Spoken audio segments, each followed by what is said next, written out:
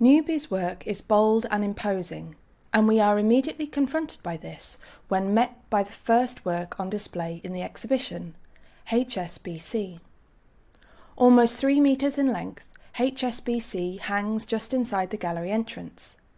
Skirting the floor, it obscures our view of the gallery space, yet invites us in to explore both its graphic vibrancy and sumptuous texture. Newby's use of colour, texture and pattern creates a haptic rhythm, drawing the eye across the surface of the work. At close proximity, we are able to trace the journey of individual yarns, a combination of natural and man-made fibres, wool, acrylic and polybaling twine. The beginning and end of each stitch are left dangling from the surface, one loose end leading to another, forced by the gun through the fabric. The difference in density of each fibre allows for a variety of marks, with heavier patches of tufting reminiscent of shading and colour blocking, and simple scored lines made obliquely apparent. Up close, Newby provides us with the ability to visually unpick the work, and through this gain some understanding of its dense layers and shambolic overlays. Whilst there is an intricacy and delight in viewing the work up close, in stepping away from it, patterns begin to emerge and imagery is revealed. HSBC contains the most graphic and abstracted marks in the exhibition. Red and white hexagonal symbols adorn the polypropylene surface, a nod to its namesake, the logo of one of the world's largest banking and financial institutions, and a conceptual reference to capitalism in the most latent and graphically innocuous form. In contrast, nestled discreetly amongst these symbols, rests the artist's initials, a fitting acknowledgement to authorship and the individual, to the artist and the worker, a subtle protest with itself against commodification. Through the positioning of HSBC and its distinctly cropped edge, we are aware of the other works in the space and the additional reverse views. To the left hangs a second large-scale work, suspended from domestic carpet grippers secured to the wall. Resting on rows of tiny metal shark teeth, it sags softly under its own weight. This new work, titled Raspberry Jail, depicts free-hand organic forms, including giant raspberries and branches, all of which are pictorially contained by a trellis made of cell bars. The images depicted in Newby's works are an intuitive reaction to typical rug and textile design. He incorporates traditional motifs from nature, birds, shells and flowers, with crooked geometric patterns, often rendered in multitudes, and done so in his own decorative freehand drawing style. Presented against the gallery wall, Newby removes any functionality that may be associated with the typology of a carpet format. Instead, it shares similarities with other adjacent textile forms, like medieval tapestries and theatrical curtains.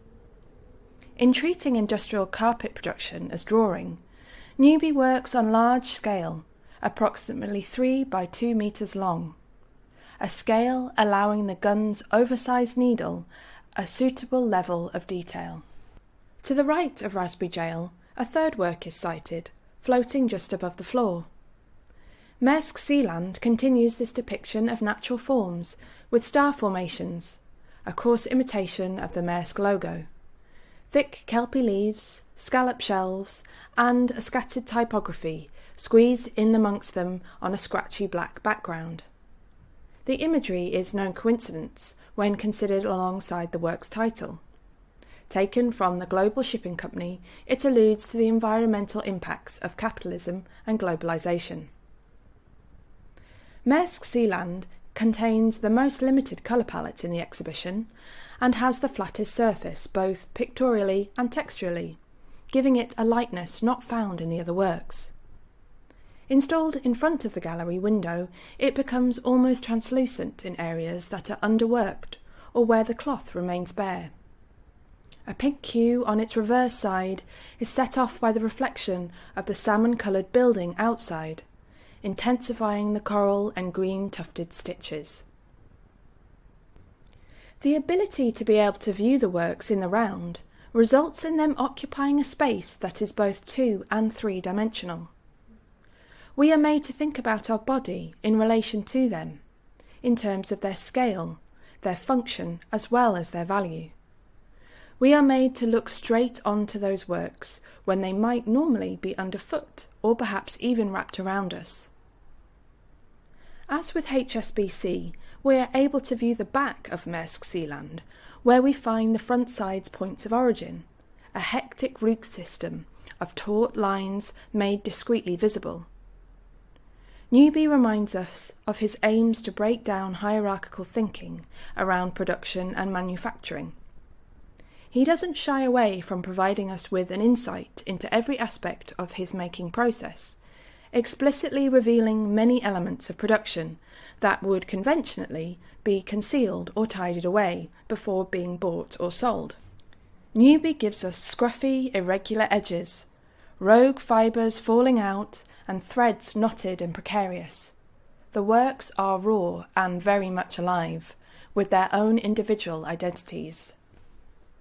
Included in the exhibition are 2 small frame painted studies titled HK1 and HK2.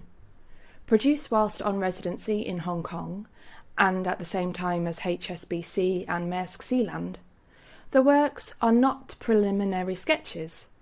Instead, they perform a kind of training regime for potential shapes and colourways.